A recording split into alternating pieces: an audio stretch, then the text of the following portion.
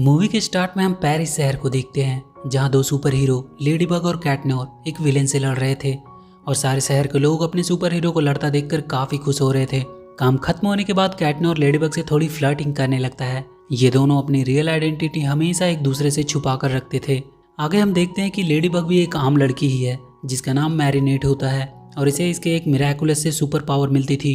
वो एड्रिन नाम के एक लड़के को पसंद करती थी जो उसके ही क्लास में पढ़ता था पर कभी उससे कह नहीं पाती थी।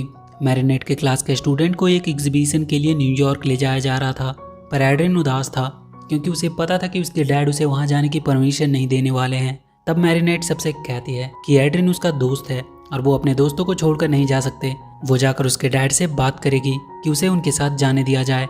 आगे हम एड्रिन के डैड को देखते हैं जो कि न्यूज़ में देख रहे थे कि न्यूयॉर्क में एक एग्जीबिशन होने वाला है जहां पहली बार लफायाटा नाम के किंग की तलवार और एक बहुत रेयर नेकलेस को डिस्प्ले किया जाएगा।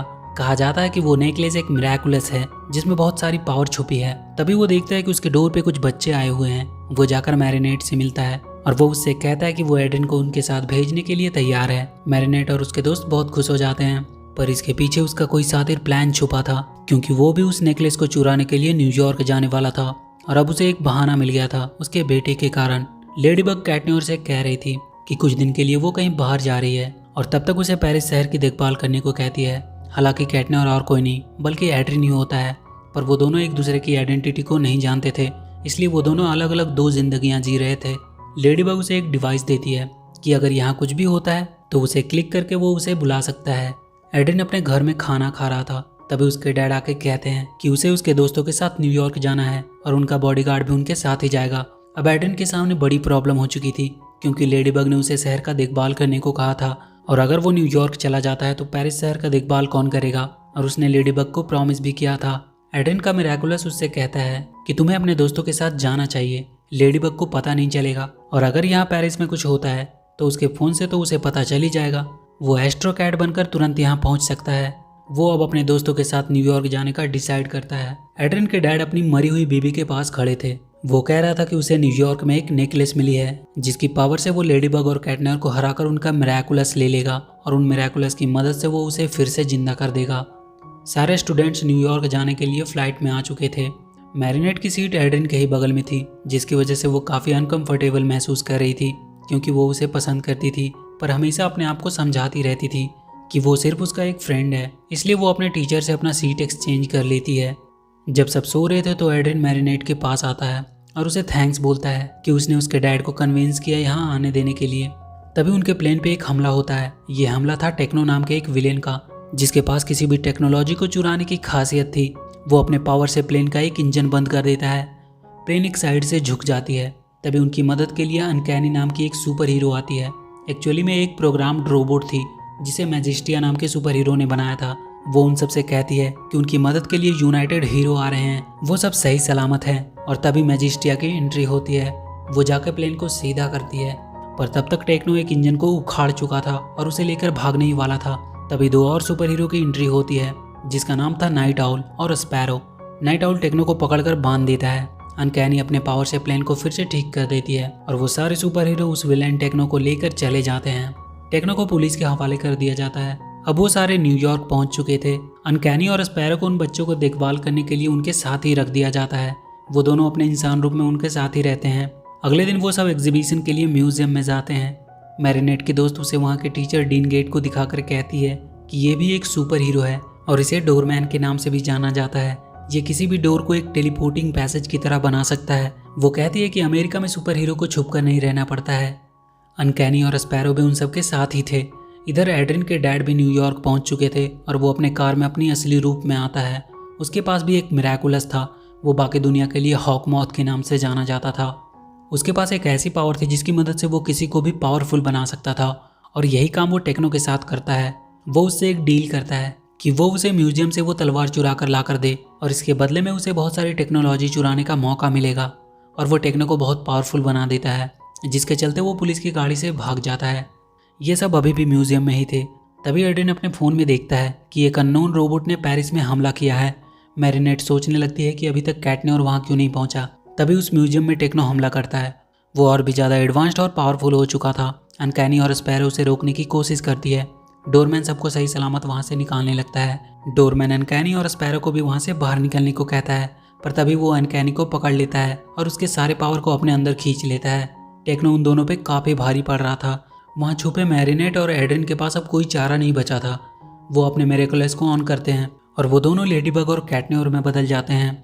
लेडीबग स्पैरो को उठाती है, तभी वो कैटन्योर को देखती है। वो उससे कहती है कि तुम यहाँ क्या कर रहे हो, तुम्हें तो पेरिस में होना चाहिए था। कैटन्योर कहता है बहुत लंबी कहानी है, बाद में बताएगा। और वो दोनों जाकर अनकैनी को उस टेक्नो से बचाते हैं, पर टेक्नो भागने में कामयाब रहता है। वो सब उनका पीछा करते हैं और आखिर में उसे पकड़ ही लेते हैं। टेक्नो उन दोनों पे हमला कर देता है। वो कैटन्योर को पकड़कर जोर से दूर फेंकता है। अनकैनी उसे रोकती है, पर इतना तेज झटका लगने से अनकैनी वहीं गिरकर मर जाती है। तभी मैजिस्टिया गुस्से में आती है और टेक्नो को एक जोर का पंच देती है। वो दूर जाकर गिरता है। म्यूजियम से तब तक हॉकमॉथ वो नेकलेस ले लेता है और जाकर वो टेक्नो को भी अपने साथ लेकर चला जाता है। मैजिस्टिया अनकैनी को अपनी गोद में उठाकर रोने लगती है। तब तक वहाँ नाइट ऑल भी आ जाता है। वो लेडीबग और कैटन्योर से पूछता है कि तुम लोग यहाँ क्या कर रहे हो। तभी लेडीबग अपने मैजिक से सब कुछ पहले जैसा कर देती है। अनकैनी भी फिर से जिंदा हो जाती है, पर नाइट ऑल लेडीबग और कैटन्योर से कहता है कि ये सब उनकी वजह से हुआ है और वो उनसे उनका मिरेकुलस वापस मांगता है, पर वो दोनों उसे देने से मना कर देते हैं और वहाँ से भागने लगते हैं। वो दोनों एक मेन हॉल में जाकर छुप जाते हैं। लेडीबग देखती है कि पेरिस में उस रोबोट ने बहुत तबाही मचाई है और वो अचानक कहीं गायब हो गया है। वो बहुत उदास हो जाती है क्योंकि वो चाहकर भी अब सब कुछ ठीक नहीं कर पाएगी, क्योंकि वो अपने पावर से सब कुछ तभी ठीक कर पाती है जब तक विलेन वहीं हो, पर वहाँ का विलेन तो गायब हो गया है। कैटन्योर कहता है सब उसकी गलती है, उसने ही सबको खतरे में डाल दिया और वो अपने मिरेकुलस वहीं छोड़कर चला जाता है क्योंकि उसे लगने लगा था कि वो इसके काबिल नहीं है। मैरिनेट उसे रोकने की कोशिश करती है, पर वो नहीं रुकता है। हॉकमॉथ वो नेकलेस पहन चुका था जिसमें किसी भी चीज़ को हासिल करने की ताकत थी। अब वो इसकी मदद से लेडीबग और कैटन्योर से उनका मिरेकुलस छीनना चाहता था। वो जाकर फिर से टेक्नो को उसका पावर दे देता है और इस बार उसे वो नेकलेस भी पहना देता है और उसे उन दोनों से छीनकर वो मिरेकुलस लाने को कहता है। एड्रिन मैरिनेट को बाय बोलकर अपने डैड के साथ चला जाता है। वो उसे रोकने की कोशिश करती है, पर तब तक वो जा चुका था। टेक्नो अब शहर में आ जाता है। सारे सुपर हीरो उसे पकड़ने जाते हैं, पर उस लॉकेट की मदद से वो सबके माइंड पे अपना कंट्रोल कर लेता है और वो सारे सुपर हीरो अपने ही शहर को डिस्ट्रॉय करने लगते हैं। हॉकमॉथ टीवी पे आता है। वो लेडीबग और कैटन्योर से कहता है कि वो अपना मिरेकुलस उनके हवाले कर दे, नहीं तो वो पूरे न्यूयॉर्क शहर को बर्बाद कर देगा। अनकैनी स्पैरो से कहती है कि अब उन्हें ही कुछ करना होगा क्योंकि बाकी सब उस टेक्नो के कब्जे में है। वो दोनों शहर में आ जाते हैं, पर वो सारे हीरो उन पर ही हमला कर देते हैं। अनकैनी मैरिनेट से मिलती है और उससे कहती है कि उसे पता है तुम ही लेडीबग हो, क्योंकि उसका सूट एक इंसान को धोखा दे सकता है, एक रोबोट को नहीं। वो उससे कहती है कि न्यूयॉर्क को लेडीबग की जरूरत है, पर मैरिनेट कहती है कि उसे नहीं लगता वो अपने पार्टनर कैटन्योर के बिना ये सब कर पाएगी। अनकैनी उससे कैटन्योर का मिरेकुलस ले लेती है और एड्रिन के पास जाकर सब कुछ बताती है कि लेडीबग को कैटन्योर की जरूरत है। वो वापस आ जाता है। लेडीबग उसे वापस से देखकर उसके गले लग जाती है। टेक्नो कहता है कि वो एक रॉकेट लॉन्च करने वाला है अगले 5 मिनट में, और अगर ये रॉकेट लॉन्च हो गई तो वर्ल्ड वॉर डिक्लेयर हो जाएगा।